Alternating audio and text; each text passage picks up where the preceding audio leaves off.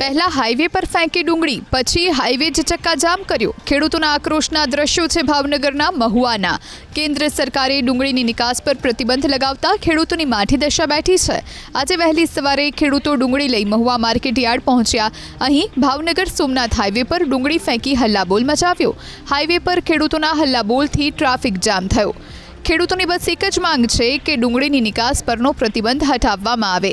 ગુજરાતમાં ડુંગળીનું 45% ઉત્પાદન તો માત્ર ભાવનગર જિલ્લામાં જ થાય છે।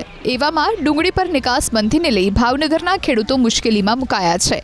શરૂઆતમાં અહીં ખેડૂતોને ડુંગળીના 700 થી 900 રૂપિયા ભાવ મળ્યા, પરંતુ નિકાસ પર પ્રતિબંધને લઈ ભાવ ગગડીને 200 સુધી પહોંચી ગયા।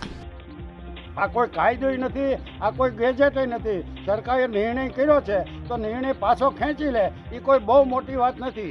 નહીંતર એમ થાય કે કાયદો બનાવીને કેમ પાછો ખેંચવો, પણ સરકારને જે એની સીટનો હવા છે અને એનું અભિમાન છે, એ અભિમાન જો અમારા 6 દિવસના અલ્ટિમેટમમાં પૂરું નહીં કરે તો સરકાર સામે જોયા જેખા પ્રોગ્રામો અમે કરશું। અત્યારે ડુંગળીના અમને 1000 રૂપિયા સરકાર ભાવ બાંધી આપે, કપાસ અને સિંગના 2500 રૂપિયા એક મણના કરી આપે। અમારે બીજું કાંઈ તમારું જોતું નથી।